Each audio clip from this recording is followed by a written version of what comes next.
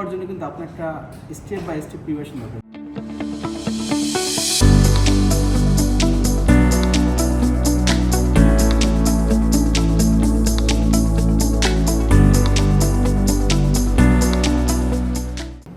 আপনি এই কোর্স থেকে আসলে যে লার্নিংটা দিতে যাচ্ছেন সেটা আর কি স্টুডেন্টরা কী চাচ্ছে আর কি সেটা এখন একজন সিএফ হওয়ার জন্য কিন্তু আপনার একটা স্টেপ বাই স্টেপ প্রিপারেশন দরকার। যেমন ধরেন আপনার প্র্যাকটিক্যাল কাজগুলোকে ভালো করে শিখতে হবে। প্র্যাকটিক্যাল কাজের মধ্যে আপনার অ্যাকাউন্টস তৈরি করা দেখবেন অনেকে অনেক বছর ধরে কাজ করে, কিন্তু একটা accounts, income statement, balance sheet বা ক্যাশ ফ্লো তৈরি করতে অনেকে হিমশিম খায়।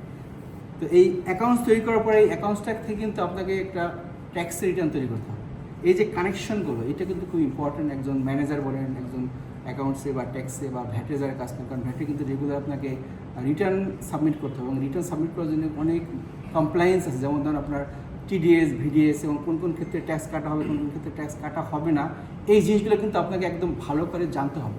এইটাই কিন্তু আপনার প্র্যাকটিক্যাল লার্নিং। এবং এই জিনিসগুলো শুধু জানলেই হবে না, আপনি যে কোম্পানিতে চাকরি করেন, আপনার যে বিজনেসটা, সেই বিজনেসের সাথে আপনি এগুলো কানেক্ট করতে হবে। এইটাই কিন্তু আমাদের একজন ফাইন্যান্স ম্যানেজার কাছ থেকে আমরা এটা আশা করি, একজন সিএফও হিসেবে। এবং একজন সিএফওর কাছ থেকেও কিন্তু একজন টপ ম্যানেজমেন্ট আশা করেন যে ম্যানেজিং ডিরেক্টর তাকে আশ্বস্ত করবেন in terms of compliance, in terms of reporting, সব ক্ষেত্রে।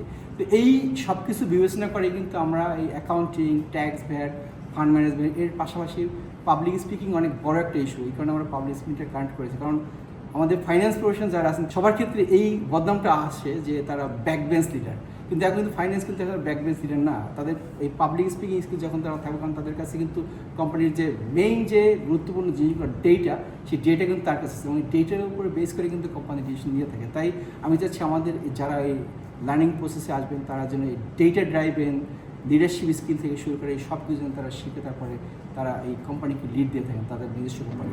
আমি আশা করি